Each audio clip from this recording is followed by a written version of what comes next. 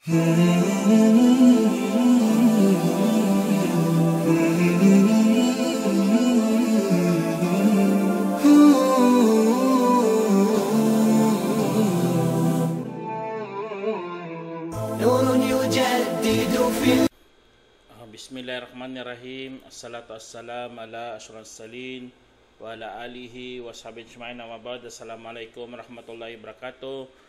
Mga kapatid sa Islam, nandito naman po tayo para magbigay ng Islamikong pagpapayo patungkol ito sa tunay na pagsasaksi. Opo mga kapatid sa Islam, sa Islam meron po talaga tayong pagsasaksi. Ito po ang ating tipan kay Allah subhanahu wa ta'ala na dapat talaga siyang sambahin na nag-iisa.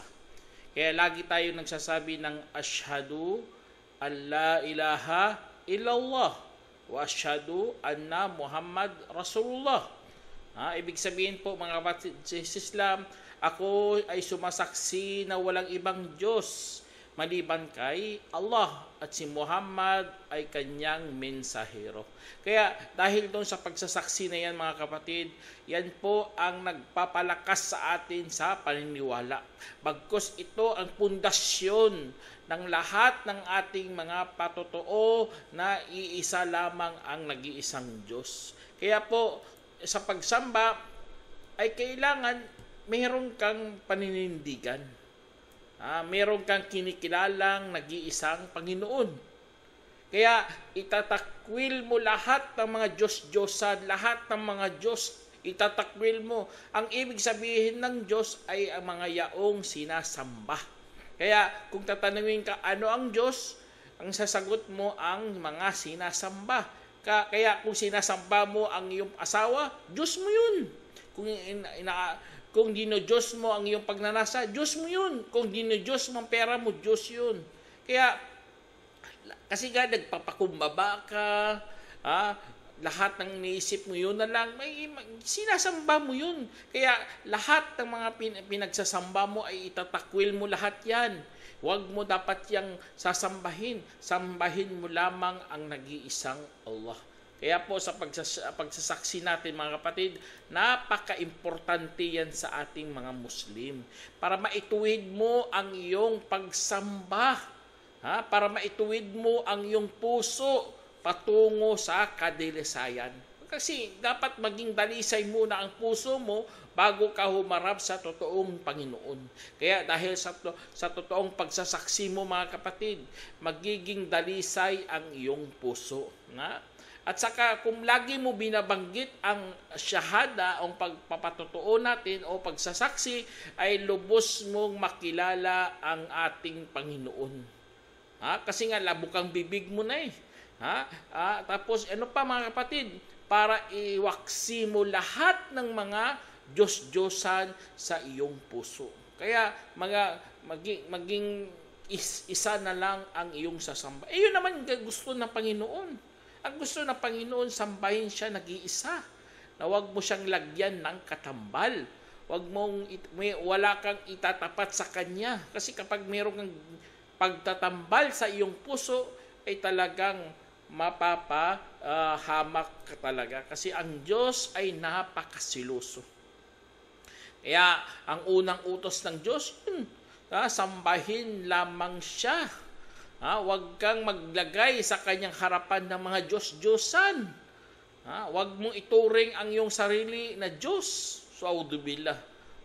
Kaya napakalinaw na pagkasabi ng Allah subhanahu wa ta'ala sa Quran. Sabi niya, وَمَا خَلَقْتُ الْجِنَّ وَالْإِنسَ إِلَّا لِيَعْبُدُونَ. Wala at hindi ko nilikha ang mga engkanto at tao kundi upang sasamba sila sa akin. Kaya napakalinaw mga kapatid, upang sasamba sila sa akin. Sasamba lang tayo kay Allah subhanahu wa ta'ala. Huwag kang maglagay ng mga Diyos-Diyosan.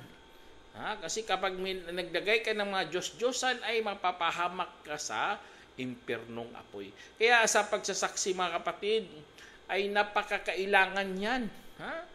Kasi nga, hindi lang pagkilala ang dapat gawin mo sa Diyos. Ang iba kasi, karamihan sa atin, kilala nila ang Diyos. Kilala nila ang Diyos, mga kapatid. Ang ngunit hindi naman nila sinasamba. Yun ang napakalungkot sa lahat.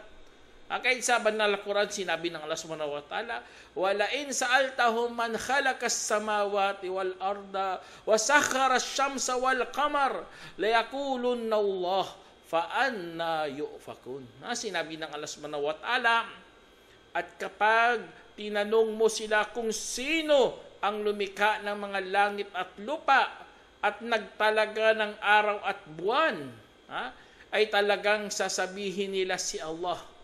Kaya't paano nila pinapasubalian? Kaya itong isa sa mga napakalungkot. Kasi nga, bakit nila pinapasubalian ang Diyos, ang Allah? Kahit alam nila, kahit bukang bibig nila, kilala.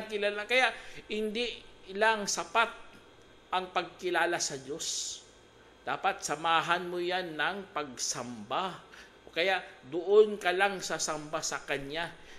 Kasi kapag kilala mo lang ang Diyos, hindi yun po sapat, mga kapatid.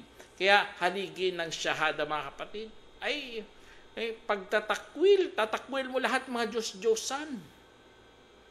At saka sa pandang huli, pagpapatunay na sambahin lamang ang Diyos na nag-iisa. Kaya napaka-importante, mga kapatid, na mahalin natin ang Allah at sambahin siya. Kaya tingnan nyo, kung Diyos mo si Kristo o Diyos mo mga ribulto, ay hindi po talaga yan karapat dapat gawin mong Diyos. Kasi kahit si Kristo, hindi naman siya nagsabi, ako'y Diyos. O kaya mga ribulto, kahit sa mga kasaysayan, wala naman nagsabi ang mga ribulto, sambahin nyo kami. O kaya mga Diyos kami, wala. Kaya po, mga kapatid sa Islam, itakwil mo yan. Iwaksi mo yan. Kasi nga, mapapahamak ka lang sa araw kung saan wala makakatulong sa iyo maliban ang dakilang Allah. Kaya mga Diyos-Diyosan niya, mga kapatid, tingnan nyo, kapag Diyos-Diyosan mo, hindi naman nag-utos sa iyo sambay, delikado ka talaga. Kasi nga, kahit sa araw ng paghukom, itatakwil ka rin nila. Sasabihin na hindi kita kilala. Bakit mo ako sinamba?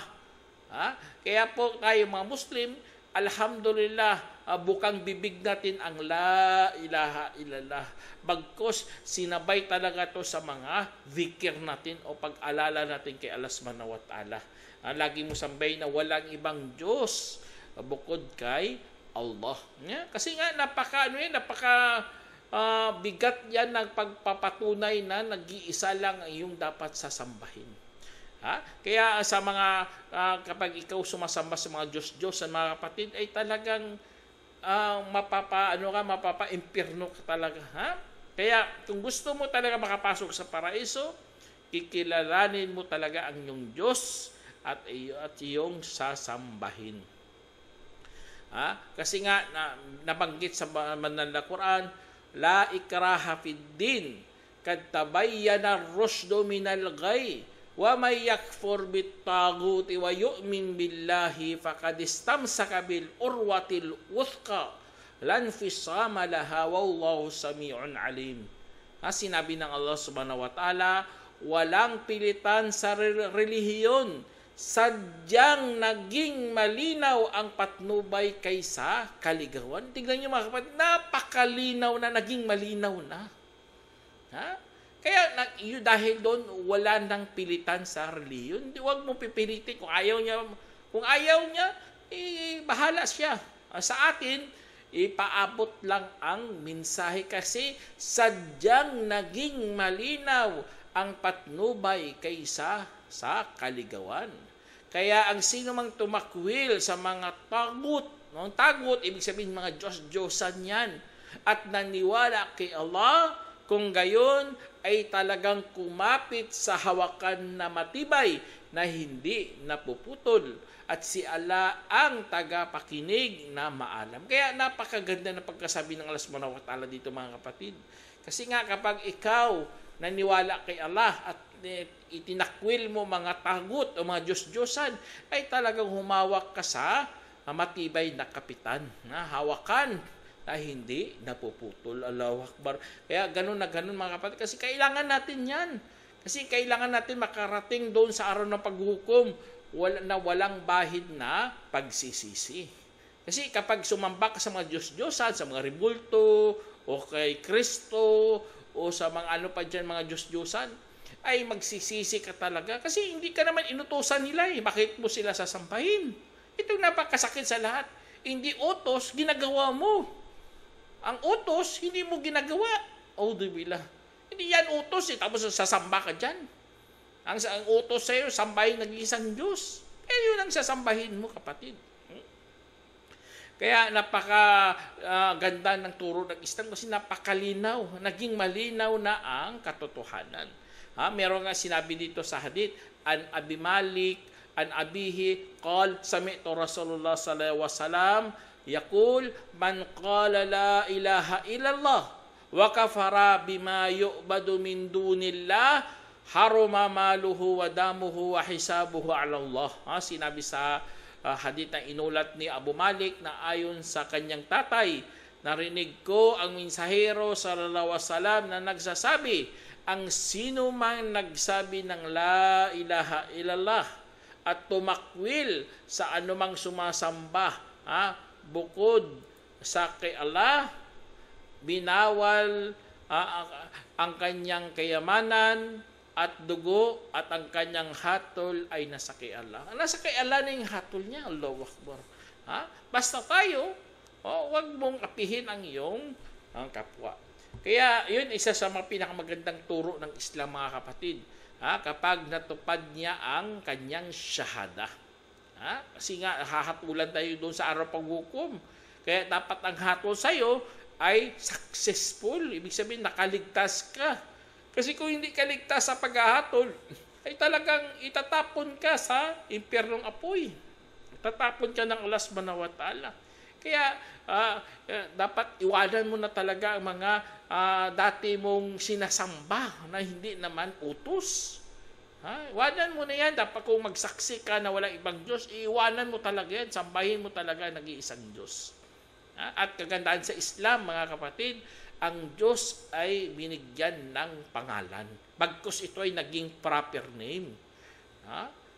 Kaya kung iyong naniniwala ka lahat ng reliyon ay tama, ay talagang hindi maganda yung mga kapatid. Bakit naniniwala ka? Iisa lang ang reliyon ng Allah na ibinigay sa lupa. Iisa lang. Kaya sambahin mo ang nag-iisang Diyos sa kanyang itinurong reliyon. Hindi ka pwede gagawa ng yung panibagong kulto. Kasi hindi na yung religion kulto na yan ginawa mo. Gumawa ka ng mga pagsamba, ayon sa'yo, anong nabasa mo, yun lang sasabihin. Hindi ganun, mga kapatid. Dapat ang relihiyon ay kumuha tayo sa mensahero. Doon tayo bumase ng ating pananampalataya. Kasi nga sila mayroong kontak sa kalangitan. Sila nakipag-usap sa anghel. At ang anghel, alam naman natin, anghel, inutusan din yan sila ng Allah. Kaya napaka-safe ka talaga dyan, mga kapatid, kapag dyan ka kumuha ng iyong pananampalataya.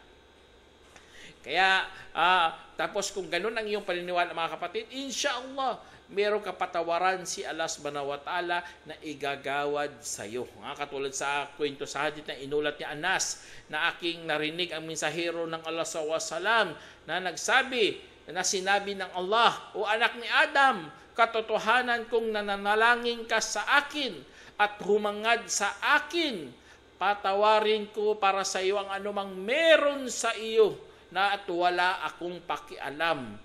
O anak ni Adam, kung umabot ang iyong mga kasalanan sa itaas ng langit at pagkatapos ay humingi ka ng kapatawaran sa akin, ay patawarin ko para sa iyo at wala akong pakialam. O anak ni Adam, kung ikaw ay dumating sa akin na may kasing lawak na lupa na kasalanan at pagkatapos humarap ka sa akin na hindi tumatambal ng anuman sa akin, ay talagang darating ako sa iyo na may kasing lawak na lupa na kapatawaran ay sinalaysay ni Termini at ginawang hasan ni Albani. Kaya napakaganda ng pagkasabi dito, tatapatan ng Allah subhanahu wa ta'ala ng kanyang kapatawaran ang anumang nagawa mong kasalanan. Kaya doon tayo humingi talaga ng tawad kay Allah. Kasi meron siyang itatapat na awa. Kung kasing lawak ng building ang iyong kasalanan, lampas pa sa ulo mo, darating din si Allah na meron siyang dalang lampas din sa ulo mo na kapatawaran. Itatapatin ng Allah subhanahu wa ta'ala. Kaya napakaganda mga kapatid, ganun si Allah ang mapagpatawad. Ghafurur Rahim, mapagpatawad na maawain pa. Kasi nga meron siyang habag na ipagkakaloob sa mga tao.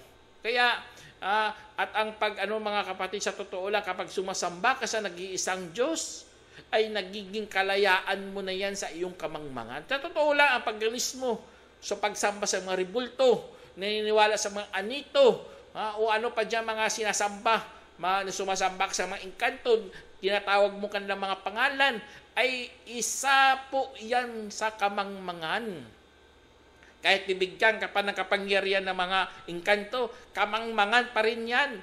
Kasi nga, pupunta ka sa impyernong apoy. Ganon ang parusa sa mga taong sumasamba sa mga engkanto o ano pa dyan, mga bukod kay Allah subhanahu wa ta'ala. Kasi nga, sinabi ng Allah subhanahu wa ta'ala sa Quran, "Wallahu waliyul ladina amanu, yukhrijuhum minadh-dhulumati ilan nur walladina kafaru awliya'umut taghut yukhrijunahum minan nuri ila dhulumat ulaika ashabun nar hum fiha khalidun." Sinabi ng Allah subhanahu wa ta'ala at si Allah ang tagapangalaga ng mga yaong naniwala na magpapalabas sa kanila mula sa mga kadiliman tungo sa kaliwanagan, at ang mga yaong tumatakwil, ang kanilang tagapangalaga ay ang tagut, Diyos-Diyosan, na magpapalabas sa kanila mula sa kaliwanagan patungo sa mga kadiliman. Sa makatuwid sila ang mga makakasama sa apoy na kung saan doon na sila magpakailanman. Subhanallah, napakasakit ng pakinggan ito mga kapatid. Doon na sila magpakailanman sa impyernong apoy. Kasi nga, bakit mo ginawa ang mga Diyos-Diyosan o mga tagot bilang iyong tagapangalaga? Alam mo naman, wala naman yan silang maitulong sa iyo pagdating sa araw paghukom. Nandoon ang Diyos sa harapan mo, tapos doon ka hihingi sa mga tagot, sa mga Diyos-Diyosan. Walang saysay ang iyong mga dasal, ang iyong mga sakripisyo, ang iyong mga pagsamba. Kahit niniyuko mo pa ang ulo mo, kahit isubsob mo pa ang ulo mo, papunta sa kanila, mga altar ng mga Diyos-Diyosan na yan, wala pa ring silbi. Kasi nga, dahil dyan, may ituring talaga na kamangmangan yan na pagsamba. Samba ka ng samba, napagpapagod ka lang at nagsasayang ng iyong oras. Kaya po mga kapatid sa Islam, itong napakatindi po ito. Kasi nga, bakit ka doon ka sasamba? Alam mo naman na mayroong nag-iisang Diyos na nag-uutos sa atin na siya lamang ang ating sasambahin. Allahu Akbar. Kaya yun ang isa sa mga natin. At ito ang tinatawag nating shahada, ang pagpapatotoo mga kapatid. Ay yun po ang tinatawag nating ilalagay sa timbangan. Kasi nga sa araw paghukom, merong timbangan na ilalagay si Allah subhanahu wa ta'ala. Kaya ang timbangan na yun po ang ng Allah subhanahu wa ta'ala, doon niya ilalagay ang lahat nating mga gawa. Kung mabigat ang iyong mga pinanggagawa, ay insyaAllah makakapasok ka sa paraisong ni Allah subhanahu wa ta'ala. Allahu Akbar. Kaya ipagduduan nyo kay Allah subhanahu wa ta'ala na sana po ay makakapasok tayo dun sa kanyang habag. Kasi ang habag ng Allah subhanahu wa ta'ala ay igagawad niya talaga doon sa mga manampalataya. Kaya merong isang hadith dito si Prophet Muhammad Salam, sabi niya dito na inulat ni Abu Sa'id na sinabi namin sa hero ng Allah Salam, katotohanan si Musa ay nagsabi, O aking Panginoon, turuan mo po ako ng isang bagay na aking iaalala sa iyo at ipapanalangin. Kanyang sinabi, O Musa, sabihin mo ang la ilaha illallah, walang Diyos maliban sa kay Allah. Sinabi niya, lahat ng iyong alipin ay nagsasabi ng ganyan. Kanyang sinabi, sabihin mo ang la ilaha illallah. Sinabi, at tanging aking gusto ay para lamang sa akin. Kanyang sinabi, O Musa, katotohanan kung ang 7 kalangitan at ang 7 kalupaan ay nasa isang plato ng sa timbangan at ang la ilaha illallah ay sa ibang plato, ay maangat ang mga ito ng la ilaha illallah. Isang nilaysay at ginawang kaya dyan sa hadith na mga kapatid, napakatindi talaga. Mas magbigat ang la ilaha illallah kaysa 7 kalangitan at sa 7 kalupaan. Maaangat niya. Tingnan nyo, timbangan kasi dati, dalawang scale, 2 palato yan. Kung mabigat, iangat niya talaga ang magaan. Kaya, inshallah, ipagduan nyo kay Allah subhanahu wa ta'ala, sana makasali tayo sa mga manampalataya na kung saan ikakalugod ng Allah subhanahu wa ta'ala. Inshallah, hanggang dito na lang. Assalamualaikum warahmatullahi wabarakatuh.